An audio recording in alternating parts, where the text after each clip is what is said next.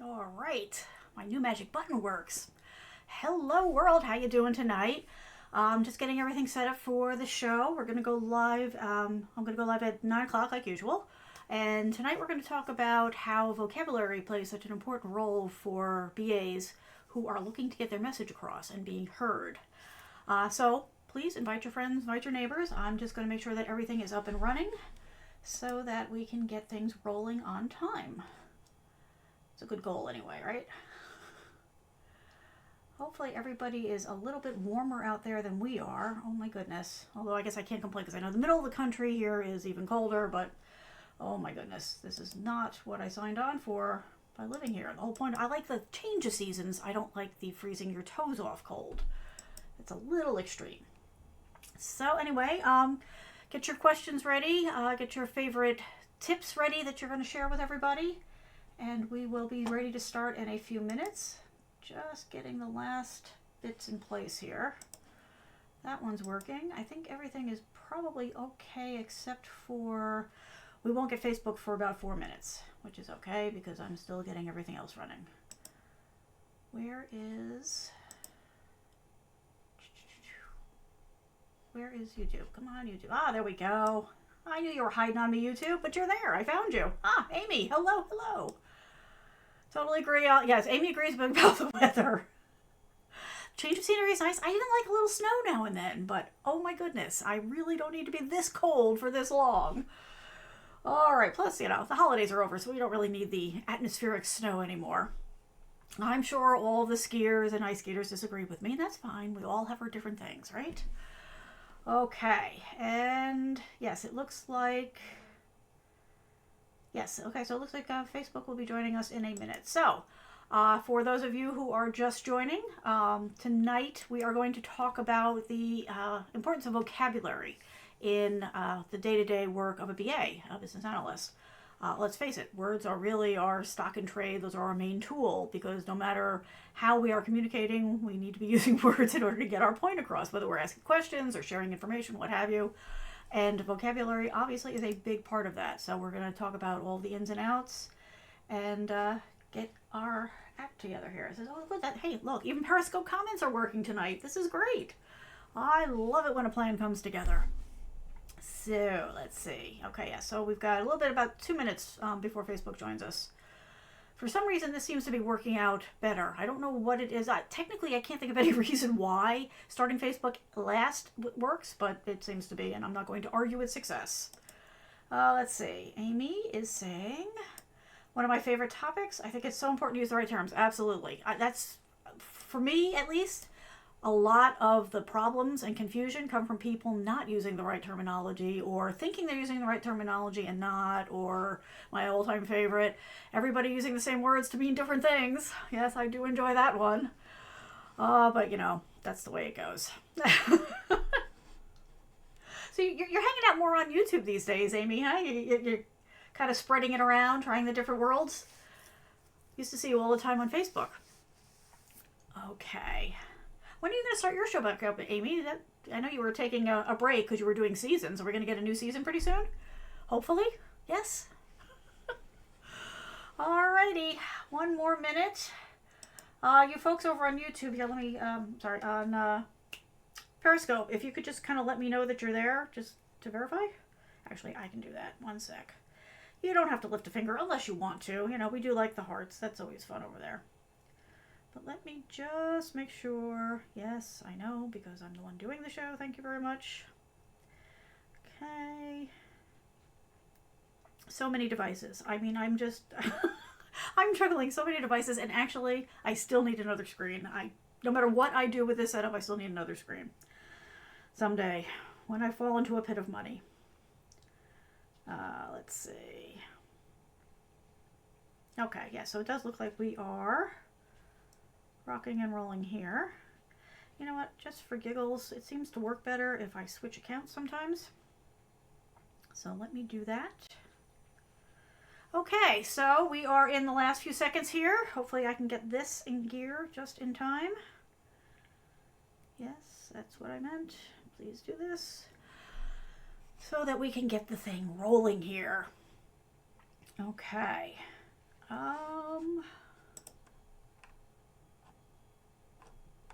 Got a message? No? Okay. Alrighty, so it looks like we are up and running, and it looks like Facebook has joined us. Hello, Facebook. Always lovely to see you here. Okay, we're good.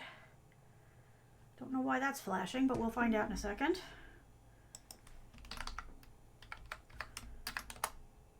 Okay. Alrighty, I think we're ready to rock. Hi, my name is Kathleen Sinnott, and you're at the BA Zone. Tonight we're going to talk about the importance of vocabulary in a successful BA career, where it's very important. Words are our stock in trade. Like there. See, that was not a good way to go about it. Words are important to what we're doing because that's how we communicate, whether it's the written word, whether it's spoken word. That's what is the core of our success. So we're going to talk about that tonight. But before we get started, I have a very special surprise for you. You'll never guess who has come back to join us. Marianne is here. Woo!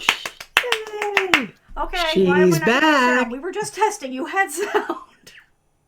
Try again. I have sound. Try again. No, Can you hear me? No, this was the big reveal. Why are you not getting through here? I don't know. Did you mute yourself? No. I'm live. Oh, man. What did you touch? What did you Okay, touch? so the other part of vocabulary is sound. Let me try just your window alone and see if that does anything. Say something? Can you hear me now? Okay. Why? Why is this happening? Well, literally, we've been testing this for like an hour and it's been fine. So somebody in the world, please explain to me why. You can hear her just fine. Okay, so you're saying it's just me. Well, that's good. Okay. I can live with that. Hang on. Maybe my headset went dead. Everyone can hear me. I'm back. Hello, everyone. While she tries to figure out what's going on her end. Hopefully you can hear me. Okay, Amy, can you hear her in the solo? I can't believe this. Come on, you stupid thing.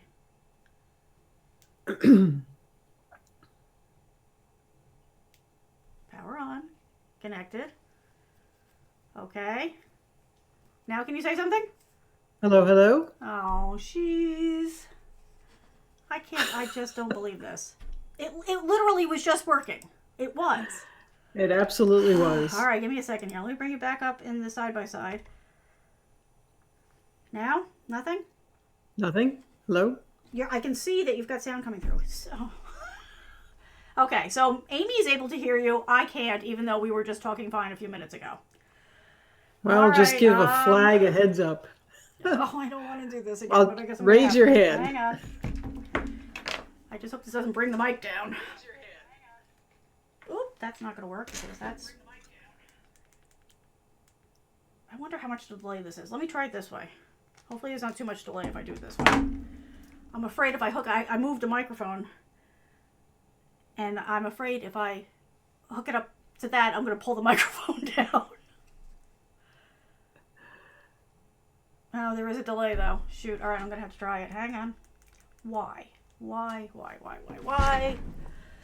I'm sorry for any feedback that might come through right this second. Hang on, I got to go around. I can't see it. Oh, Merry Christmas. I'm sure that was code for some other vocabulary word. Oh, jeez.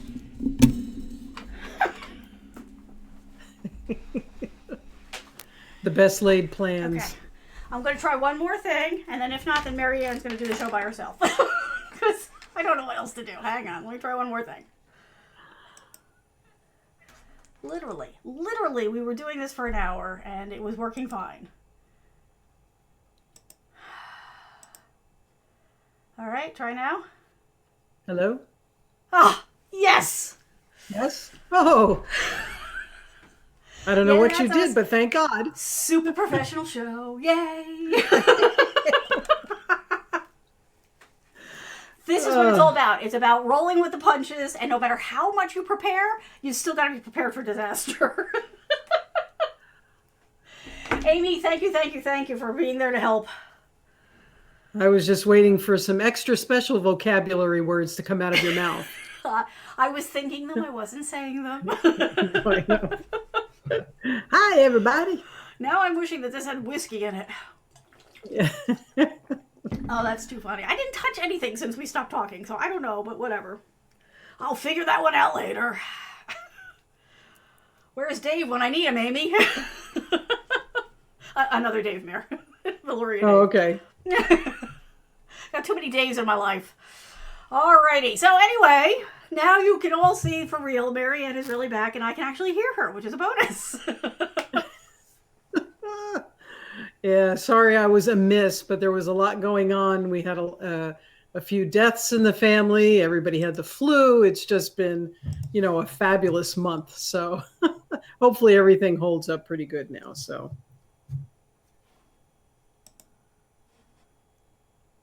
And are you trying to bring up something, Kathleen? Yeah, I was getting double sound there, but I stopped it. Okay. Okay. All right. So, are we ready to really dive in now? I'm afraid to touch anything now. So why is a strong vocabulary important? Yes, that's where we're going to start. So let me get the card up so we can use that for later. Oh, really? See, now everything's just off the rails, that's all. Okay, so here we go. Alrighty, so we can skip all that. Okay, so why is a strong vocabulary important? And why is it important not to use the bad words in public? So the reason that it's important, obviously, is because it helps us to express our ideas and to understand other people's ideas. And understanding the terminology that's being used and making sure that it's being used correctly improves our ability to grasp ideas and think more logically as we interpret the ideas that we get from others. It also helps us be persuasive and to make a good impression on others, and it makes it possible for you to adapt to your writing and also your speaking when you're dealing with other audiences. All right, we'll go into that one. So, oops. See, Mary, you've been gone for a while, and I've lost all of my pre-programmed thoughts. Oh, Okay, I'm sorry. so that's okay. It's good for the brain to I can come up relearn. I can come up with one right for you right now. As far as you had that bullet, to be able to interpret ideas from others, and just understanding a lot of adjectives. Even I can give you an example, like for example, for a clinical application, which we've dealt a lot with in the past, Kathleen. There are over 100 different words to describe pain. If you're in a hospital, you have pain or whatever. They use that cute little scale, 1 to 10, 1 being I have no pain, to 10, I'm like falling off my bed here, give me some morphine quickly. And the little smiley faces in case you can't interpret the numbers. But in addition to that, 100 words for pain. You just think about that. How many different words are out there? And those particular words for pain will, in addition to the level of pain, give a clinician an idea of what the potential diagnosis might be. So you might have a sharp pain, a dull pain, a shooting pain. So they can sort of locate that. So having a big vocabulary, it doesn't have to be super extensive words or super, really long words that nobody understands. There's also a little problem with that sometimes when people sort of pad their requirements with a lot of jargon. But just knowing a wide variety of words gives you a leg up and how to use those words, obviously. And, and being able to speak even regionally, knowing a lot of different words. I can, like, for example, when you travel across the country, and I've done this many times, and Kathleen has done it with me, Coca-Cola is Coke here. It might be pop down south. It might be a soft drink out in California. So, words, we use words all the time. We modulate our words up and down the level of how we speak, depending on whom we're speaking to. So, just knowing that wide range of vocabulary is just it's going to make you a wordsmith, and a wordsmith is great for your career. I can put you in front of, or someone can put you in front of a client if you have a really good vocabulary. So it's really important. And now I'll stop. No, that's exactly where we're going with all of this, is that it is absolutely crucial, whether it is describing pain or saying, "Don't give me the morphine, I'm allergic." These are important things to understand. It's also important to understand what all those words mean. And it's really important when you're doing your documentation to make sure that even though maybe somebody is using a certain word or term, that you don't just take that on face value, that you actually make sure that it is the right one to be putting into the document for the audience for that document. So, for example, with all the work that we've done with clinicians and doctors and nurses and all that, obviously you're going to use different terminology when you're talking to them, giving them, presenting your ideas to them, presenting documentation to them, as opposed to if you're working with maybe an insurance company who has hired you to do something that the doctors and nurses are going to use, or if you're going to be talking to the patients. It's all the same words, you're all talking about the same thing, but you're going to use very different words for them. So that's why just knowing one term for something may not be enough. It depends very much on who you're communicating to and what it is that they need to understand. Any arguments there? No arguments from me. Okay. So the other part of it is, and this is one of my all-time favorites, so I'll start off this one and then you can jump in. You can't always be sure that when people are using terminology and they're all nodding their head, that they are all using the terminology the same way. For example, I've been in a lot of conversations lately where they're talking about notifications, which seems pretty easy, right? Pretty simple, except that we're working with different parts of the different parts of teams that are in different parts of the process. See, words important. And each one of those uses notifications to mean something slightly different. Some of them are talking about alerts that they get from the system to warn them about a potential problem in the schedule. Another is about sending out messages to the customer. There's what I counted it the other day, there were 6 different definitions for the word notification. So obviously now I'm trying to get them to assign a unique word for each one of those, and it's pretty much been a losing battle so far, but I'm going to win because I'm stubborn. But that's the kind of thing, where I had a room full of people and they were all nodding their heads. But having talked to all of them, independently, I had started to get a feel for the fact that maybe we weren't all saying the same thing. So while they were all in the same room, I made them each define what they meant by that term, and then they all burst out laughing because none of them were anywhere close to the others. Context is all important. It is very important. Another important thing to keep in mind is just because you have a $10 word, that doesn't mean that you should always use it. Some people like to use vocabulary as a way to show off, or a way to make themselves look, better than everybody else in the room. And that's not efficient. The whole point here is clear communication. So sometimes you're going to need that $10 word. If you're dealing in the medical field and you're talking to medical professionals, you're definitely going to need that $10 word. But you need to, again, judge the situation that you're in and make sure that you're using the appropriate word for the appropriate situation. And remember that it's about being clear, not about bolstering your ego.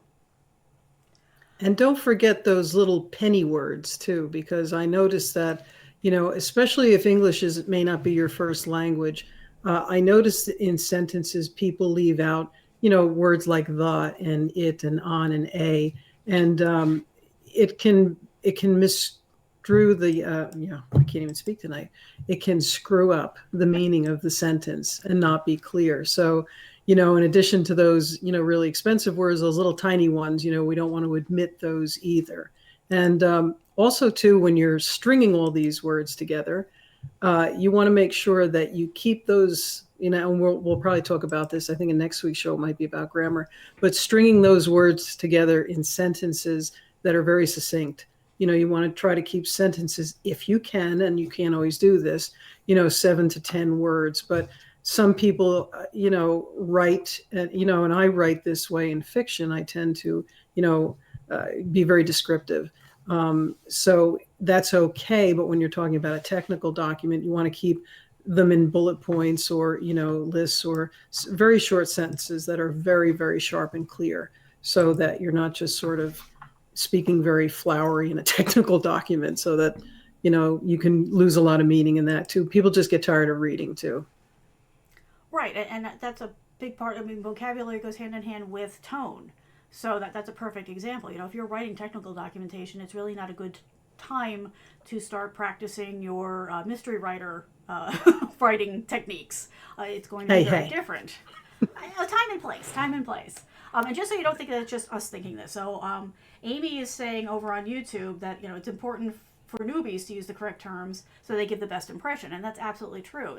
As soon as you start using the right terminology to the right audience, they're going to see you as more of an expert right off the top, even before they've had a lot of experience with you, because using the right terminology kind of puts you inside the club there. You're obviously plugged in if you're using the right terms. And she's saying the difference between, so when I was talking about the notification, she's talking about the difference between an in-app notification and an email notification. Exactly. Perfect example. Same word, very different meanings. And over on Facebook, Susan, hello Susan, good to see you. She says that there's a lot to be said for everyone getting on the same page. And that's exactly what this is all about. As when you're using the right terms, you're being clear, everybody understands the words that are being used, and they're all understanding them the same, then you've got everybody on the same page, which is going to make the whole project more successful. And then Susan says, appropriate language, I agree. Need to talk to the level of the room. Absolutely. You have to be able to read the room. You have to be able to judge what is the right terminology to use. Now, I won't kid you. There are times when that's not so easy because, like, for example, with the medical stuff that we've worked on, sometimes you've got everybody in the room. Sometimes you've got some form of users. You've got, maybe the business side of things and the medical side of things. And here, this is a perfect example of people who are talking about the same thing but are not going to be using the same language. So you're going to have to keep switching gears to make sure that everybody stays on the same page as you go through the process. Right? That's never happened to us, Mayor. No, not at all. That's why we find glossary so important, and make sure that you do that. And if it is a meaning that is used differently by different departments, definitely note that in the glossary. Open means this. Well, we don't want to say open. It should be open, the same and consistent. But there are sometimes where the terms can be different and be different. You just have to note them so that the developers know what they're doing. Right. And, again, if you're going to, build a glossary and it's your target audience is you've got a single document going to a wide audience, you're going to make sure that in that glossary, you're defining the terms in the different languages without being condescending. That's can be a little tricky. But very important. But you do want to make sure that, you're giving the medical term or the business term or, the layman's term and presenting it in there so that they all understand still. And I've been in meetings, whether they're web conferences or in a meeting room, where if I know that we're going to possibly running into some of these problems, I'll put them up on a board, whether it's a virtual board or on the whiteboard, so that they're right there in front of the people, because you quickly start to figure out where the tripping points are, and so if you can put it up there, it just helps to refresh everybody without making a big deal out of it during the process. Any other good tips for that? That's one I just had to use. That's why it was fresh in my memory. Any other tips pop in your mind, Mara, or is that pretty much it? No, I do the same thing. Put it up where everyone can see it and everybody agrees on it. That's a big thing too, so that they can't go back and say, "Well, I didn't really mean that." So you want to definitely get agreement on those type of terms, and they may not know themselves. Even within their own departments, there can be, a difference in what people think is the meaning of the word. So, it's great to put it up there. Definitely. Yeah, absolutely. And, don't be shy about asking for definitions. There's no shame in not knowing every word on the planet. So if something comes up in the course of the meeting and you're not exactly sure what it is, maybe it's the first time you've heard it, or maybe you're not sure how they're using it, don't be shy about asking, because the odds are you're not the only person in that meeting who's having that question. So we need to be the brave ones to step up and ask. A lot of people are embarrassed to do it, but I never am. You just go ahead and dive in and ask, and that way you're sure, again, that you're understanding what it is that they're saying. And Amy over on YouTube, she's like, I'm a huge fan of succinct. That's my favorite. Don't go 45 minutes when you can go 2 minutes. Okay. All right, so I think I've gone through my list. Did you go through your list? We're good? I did for that part, yep. Okay. So let's move on to the next level of the game, which is how to improve your vocabulary. First of all, you're going to read, and read some more. The more you read, the faster you learn the terminology. And pay attention to the way that the words are used in what you're reading. So whether you're just reading for general purposes, just to generally improve your vocabulary, or if you're doing it on a specific topic, whether you're on, the web, or you've picked up some journals for your industry, or you picked up some textbooks or whatever, make sure that you're not just, glossing through it, but you're absolutely absorbing it and getting them in context. Look up any words you don't understand or ask for help. Don't be shy. There's nothing to be embarrassed about. The only dumb question is the question you don't ask. So make sure that you go ahead and you get that information. A lot of people find it helpful to do a word journal where they start to, just keep track of all the new words they run across and refresh their memory and go over them every week. And then try to incorporate them into some writing that you're doing in the journal, because that's how your brain will start to absorb them. And if you're not sure if you're using a word correctly, or if you're just not sure that your vocabulary is where it should be, ask a trusted, friend, a family member, or coworker that you trust for some help. Again, nobody gets through this life alone. Reach out and get the help that you need. And you can make it fun. You can try different kinds of word puzzles and games. Crossword puzzles are great. Words with Friends is an awesome way to improve your vocabulary. Scrabble is a number one. But whatever works best for you, go ahead and plug into that. Gaming is definitely a good way to do it because you forget that you're learning. But it'll really get you up to speed fast. Okay, let's go back here. Tinker's back. Hi, Tink. Yeah, he was bugging me. I like that. Look at that face. I love that face. He's a cutie pie. When we're talking about building your vocabulary too, a fun thing to do, which I often do, is sort of that vocabulary mapping. And this is really good to get your juices flowing for, when you're writing anything. And that's simply by putting a word in a circle, a bubble in the middle, such as security, and then branching off of that. And saying, what is similar or opposite words for security. You might come up with login, authentication, and then from there spin off somewhere else. And it's a really great way of thinking of different words or the same words meaning the same thing, or just getting your vocabulary really cooking. And I do that a lot. If you were thinking, medical, you could do the HIPAA, the ID. If you were in the financial field, you could start with account number, account type, and just branch off. It's sort of using your imagination, but also building up your word skills in that. And speaking of some of those games, I am addicted. I'm going to put Tink down now. Oh God, he's heavy. Some of those addictive games on my iPhone, I'm addicted to that Word Connect or Word Streak. And Word Streak is great. Not that I'm promoting it, but it's sort of based on the old Boggle. I don't know if anybody used to play that game where you would shake up. There were 4-sided cubes with letters on them, and there was I forget, maybe 4 or 5 rows with 5 cubes in each, and you'd shake it up, and whatever was there, everybody would create words, connected words through that, and then everyone would compare lists, and who had the better list would win. So Word Streak is sort of like that, where you can do that and see what other people's words were. And then if you see a word you never saw before, you can look it up. And they're great. They're entertaining, word search puzzles, all of that stuff. Crosswords, you were saying, they're all great. I know, addictive as they are. Gotta finish the book. Not only can you learn other words, but you can catch people using words that don't exist. And that's just as important. That's true. That's right. What you just said, though, I'm going to show something. It may trigger to memory. So let me see if I can bring this up. So there's all these different ways that you can absorb different words. This is another one. So this is a visual thesaurus.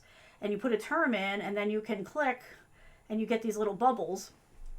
And then it shows you the different relationships. Oh, of course, I picked a bad word. Let me try a different one. What's a good word? How about dog? Yes. So you put a word in, and then you get all of these little feeder words off of it. And then you can, go down a path here, and let me tell you, it can be quite a path, where it gives you different terminology. So it's just another way to do it. And the nice thing about this one is it's got a little vocabulary thing, so you can actually, if you're not familiar with the word, you can hear it spoken, which is kind of handy. So I just, There when you you were go. talking about Fun mapping ways. it, I was like, oh yeah, right, there's that cool tool out there. Right. It's great. Words are fantastic. Let's see. So Amy on YouTube is asking if Tinker has an expansive vocabulary. I know he does as far as food is concerned. Actually, this is my Tinker is a rescue dog, and I picked him up when he was 10. He's 12 now. The dog I had before that was Katie, and compared to Katie, and I adored Katie, she passed, but Tink has an extensive vocabulary. I mean, he knows what I'm saying, and I'll say, "What do you want?" and he'll go show me what he wants. I mean, he's very good. I think dogs can understand. I think about 250 words, and Tink's pretty close to all those. I think he knows what he's doing. He works me pretty good. Wraps me right around his little paw, so he knows what he's doing. See, for me, that was Bailey. You know, I love Murphy. So here, let me bring up Murphy here. Our puppies. So, you know, my Murphy man, I love my Murphy man. You know, he's a great little doggy, but I have to admit, he's pretty, he's not smart. You know, whereas my girl Bailey, she understood so many words, it was freaky. Like, you know, Yeah. you were almost afraid to say things in front of her because she understood them so well. So, so Susan is saying, you know, what a cute pup about Tinker there. Oh, thank you. Thank you. And you know, when you're talking, go ahead. No, I was just going to say that when you were talking about a word journal, I carry a word journal around. And what's great about a word journal is if you're on a bus or a train and you're bored and you want to sort of eavesdrop on someone's conversation, you can pick up a lot of vocabulary that way as well. And, you know, you can pick up some buzzwords, and you want to be, we didn't talk about buzzwords actually, but you know, for a while there was a huge overkill of buzzwords in technical documentation. So, you know, if there is a buzzword and it's relevant, you know, use it. But other than that, you know, sometimes people use too many buzzwords, too many acronyms, you know, all of this, you know, not necessarily vocabulary, but sort of on the side of vocabulary, you know? Right. Yeah, no, absolutely. And, you know, the eavesdropping thing is also another good way to build your vocabulary. Because sometimes you pick up something that is new to you. It's like, it's not necessarily a bad thing. And even buzzwords, you know, like you're saying, they get some kind of a bad rap. But if you are talking to somebody who uses those same buzzwords, it's okay. They really only become buzzwords when you start throwing them around to people who don't understand them. So, like, when I'm talking to developers, I have no problem going there because that's how they communicate. But, you know, maybe when I'm talking to the business people, not so much because that's not their language. So, again, it's the same topic, different words are needed depending on who it is you're talking to. And if you're Susan ever she wondering about... totally believes in making up words. I love that. And she wants to know what kind of dog Tinker is. Tinker's he's right? a Yorkie. Yeah, Yorkshire Terrier. Yeah, silky-haired Yorkshire Terrier. He's a cutie. Yeah, he's great. You know, we're talking about words and, you know, just how complicated the English language is. There's a very funny comedian, and I saw him, I don't know if I'm getting his name right. It's called Ismo or Ismo. He's a Finnish comedian. And he does this bit on, you know, ass doesn't just mean butt. And it's how many words that people have created around your derriere that really have nothing to do with your derriere when he spells it out. And it's a very funny bit. And it just goes to show you, you know, people make up words, and we include them now in our lexicon of English, and they're in dictionaries now. So feel free to make up a word if it floats your boat. But that comedian is very funny on that, and it's just amazing. I don't know how anyone learns to speak English, quite frankly, because of all the different meanings that the words have. But so-called native speakers have trouble with it.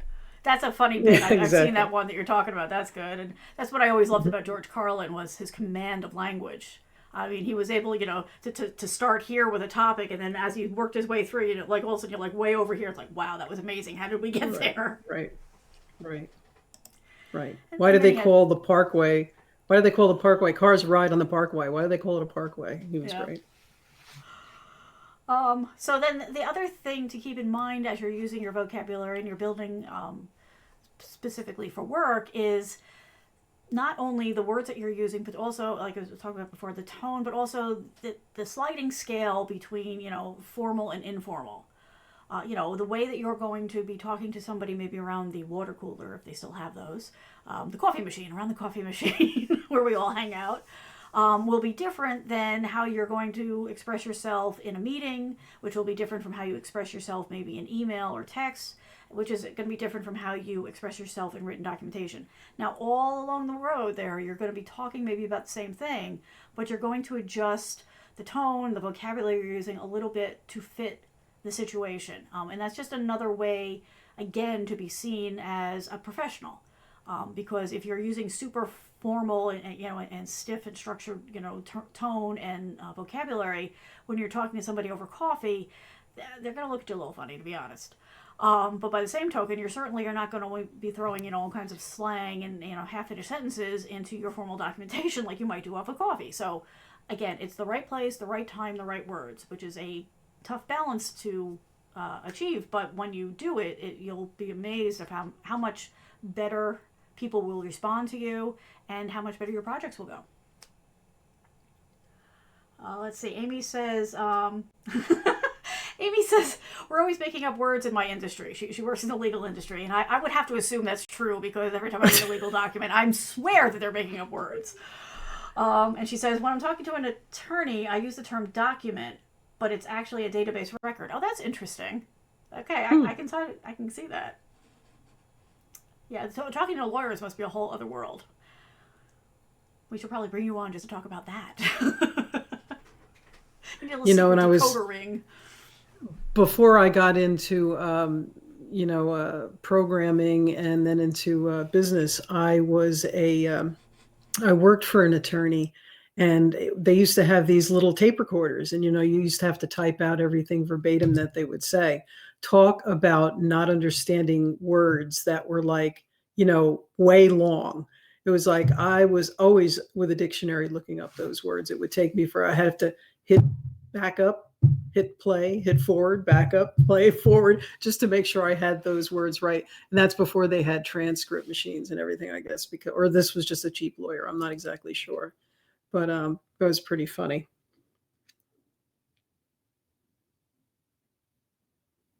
Hello. Sorry, I had a coughing fit. I forgot to turn myself back on. Oh, did you?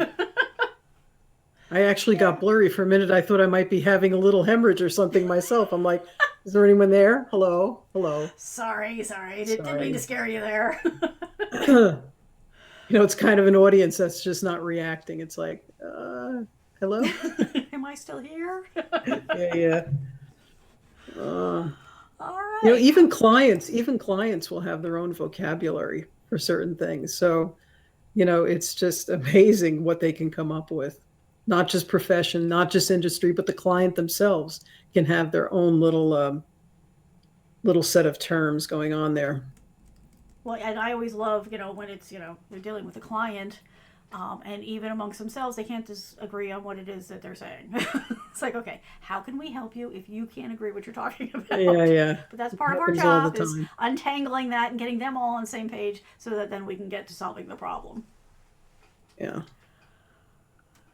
All right. Okay. Let's see if anybody's got anything else. Otherwise, I think we can pretty much wrap this one up.